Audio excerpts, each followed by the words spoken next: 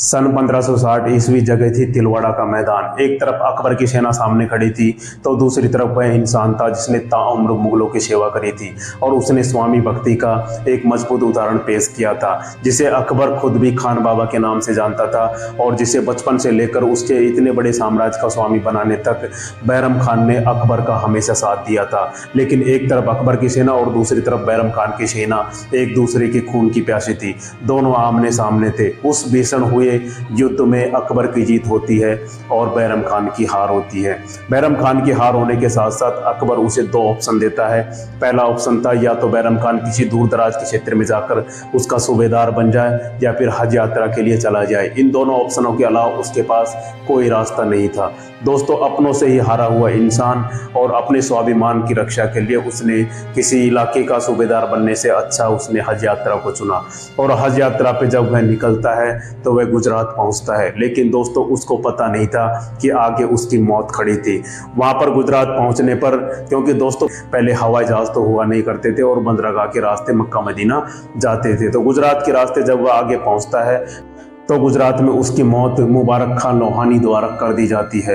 दोस्तों, अकबरनामा में लिखा है कि मुबारक खां लोहानी पहले तो उसके स्वागत के लिए आगे बढ़ता है और जैसे ही वह गले मिलता है तो उस धोखे से बैरम खान के सीने में मुबारक खां लोहानी खंजर घोंप देता है, क्योंकि कहा जाता है कि 1555 में मच्छीवाड़ा के युद्ध में मुबारक खां लोहानी के पिता थे, वो युद्ध में शामिल थे जिसकी हत्या बैरम खान ने कर दी थी। इस तरह से जनवरी 1561 में बैरम खान की मौत हो जाती है और उसकी मौत के बाद उसकी पत्नी थी सलीमा बानो बेगम, उससे अकबर विवाह कर लेता है और उसके बच्चे थे अब्दुल रहीम खानकाना, उसको अपने साथ अपने बच्चों की तरह पालता पोसता और बड़ा करता है। दोस्तों, आज हम जानेंगे बैरम खान का इतिहास। इतने बड़े महान योद्धा जिसने मुगलों की ताउम्र मरते दम तक सेवा की, आखिर क्या वजह थी कि दोनों आमने सामने हो गए, अकबर और बैरम खान। वह इंसान जिसने अकबर को सिंहासन पर बिठाया था, आखिर क्या वजह रही होंगी, क्या कारण थे जिसकी वजह से इन दोनों में ऐसा हुआ और आखिर उनको ऐसी मौत भुगतनी पड़ी।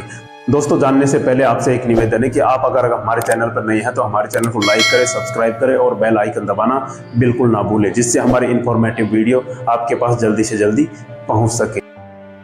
बैरम खान का जन्म जनवरी 1501 ईस्वी में हुआ था और वो मध्य एशिया के रहने वाले थे और तुर्क जनजाति से बिलोंग करते थे। उसके दादा और उसके पिताजी थे, उसका नाम था सैफ अली बेग। उसके पिता और दादा बाबर की दरबार में एक सैनिक के रूप में सेवा करते थे। उसके पिता की मृत्यु के बाद और उसके दादाजी की दोनों की मृत्यु के बाद बैरम खान भी 16 वर्ष की उम्र में ही बाबर की सेना में शामिल हो गया। कहा जाता है कि एक युद्ध में बैरम खान ने इतनी भयानक वीरता का परिचय दिया कि उसके चर्चे पूरे से सेना में होने लगे थे। यह चर्चा जब बाबर के पास पहुंची तो बाबर ने आदेश दिया कि अपने शहजादे के साथ उसको पेश किया जाए। इस तरह बाबर की मृत्यु के बाद बादशाह की छाया के रूप में बैरम खान काम करने लगा। दोस्तों, बैरम खान हुमायूं का काफ़ी अच्छा दोस्त था। हुमायूं ने गुजरात के चांपानेर के किले में जब हमला किया तो हुमायूं को महसूस होने लगा था कि यह किला हम फतेह नहीं कर पाएंगे। तब मुगलों के 40 बहादुर सैनिक सीढ़ी लगा के किले की दीवार के ऊपर से नीचे उतर गए और उन्होंने किला फतेह कर लिया। उसी 40 बहादुर सैनिकों में बैरम खान भी उनके साथ था, जिसकी वजह से किला फतेह होने में बहुत महत्वपूर्ण भूमिका निभाई। हुमायूं के साथ बैरम खान चौसा के युद्ध में भी था जब शेरशाह सूरी से लड़ाइयाँ चल रही थी और कन्नौज के युद्ध में भी था। लेकिन कन्नौज के युद्ध में हारने के कारण मुगलों की सेना जगह जगह जहां भी जगह मिली वहां पर भाग गई और हुमायूं भागकर ईरान चला गया और बैरम खान पहले तो लखनऊ और बाद में गुजरात की तरफ अपने दोस्त के पास चला गया। इस तरह से मुगलों की सेना जगह जगह तितर बितर हो गई और कहा जाता है कि जब हुमायूं ईरान जा रहा था तो उसके साथ शाही सेना में लगभग 70 आदमी उसके साथ थे। दोस्तों, उसके बाद जब हुमायूं दोबारा से दिल्ली और आगरा पर अधिकार करता है और सिंध पर विजय प्राप्त करता है तो सिंध में जाकर बैरम खान वापस हुमायूं से मिल जाता है और इसके बाद दिल्ली और आगरा पर अधिकार करने में बहुत महत्वपूर्ण भूमिका निभाता है। जब 1556 ईस्वी में हुमायूं की मृत्यु हो जाती है, उस समय अकबर केवल 14 साल का था और पंजाब के गुरदासपुर जिले के कालानौर में वह एक सेना के कैंप में था।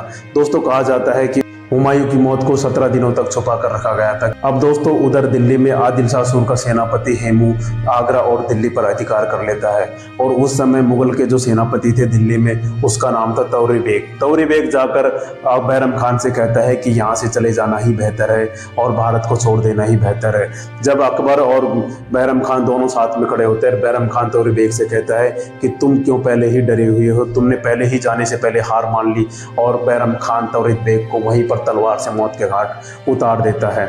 और वहीं पर ऐसी स्थिति को देखते हुए बैरम खान वहीं कालानौर में एक चबूतरे के ऊपर अकबर का राज्याभिषेक करवाता है, जिस चबूतरे पर अकबर का राज्याभिषेक करवाया गया था, जिसे तख्त ए अकबर के नाम से जाना जाता है। और बैरम खान अकबर का संरक्षक और मुगल सेना का कमांडर बनता है। इस तरह से दोनों बैरम खान और अकबर अपनी सेना के साथ दिल्ली की ओर कूच करते हैं। और तारीख आती है 5 नवंबर 1556, पानीपत का द्वितीय युद्ध। पानीपत का मैदान में अकबर की सेना और दूसरी तरफ हेमू की सेना दोनों आमने सामने खड़ी हुई थी। इसमें बैरम खान ने अपनी वीरता, चतुराई और बहादुरी का परिचय देते हुए हेमू को परास्त कर दिया और दिल्ली के सिंहासन पर अकबर को बिठाया। इस तरह से बैरम खान लगातार युद्ध करते हुए मुगलों की सेवा करता रहा और मुगलों की सेवा करने के साथ साथ ही उसने पूरी वफादारी और ईमानदारी से अकबर की सेवा की। अब दोस्तों सवाल ये उठता है कि सब कुछ अच्छा होते हुए भी बैरम खान और अकबर के बीच में आखिर मतभेद कैसे हो गए और एक दूसरे के खून के प्यासे हो गए। दोस्तों कहा जाता है कि अकबर की जो धाई माँ थी, धाई माँ उसे कहा जाता है क्योंकि पहले तो हॉस्पिटल हुआ नहीं करते थे जहाँ पर बच्चे जन्म लेते थे। धाई माँ उसे कहा जाता है जो बच्चों की डिलीवरी उस समय करवाती थी और बच्चे जब पैदा होते थे उस समय वो उनके साथ रहती थी, उसे धाई माँ कहा जाता था। तो हर गाँव हर शहर में उस तरह से धाई माँ हुआ करती थी जो बच्चों की डिलीवरी के समय अपनी सेवाएं देती थी। तो अकबर की धाई माँ थी, उसका नाम था महामनगा, जो हमेशा से ही अकबर के साथ रहा करती थी। उसी ने उसका पालन पोषण भी किया था। तो धाई माँ थी वो अपने बच्चे को अकबर के साथ मिलाना चाहती थी, अकबर की सेवा में रखना चाहती थी और खुद बैरम खान की जगह खुद वह शासन करना चाहती थी, जिसकी वजह से उन्होंने बैरम खान के विरुद्ध अकबर को भरना स्टार्ट कर दिया।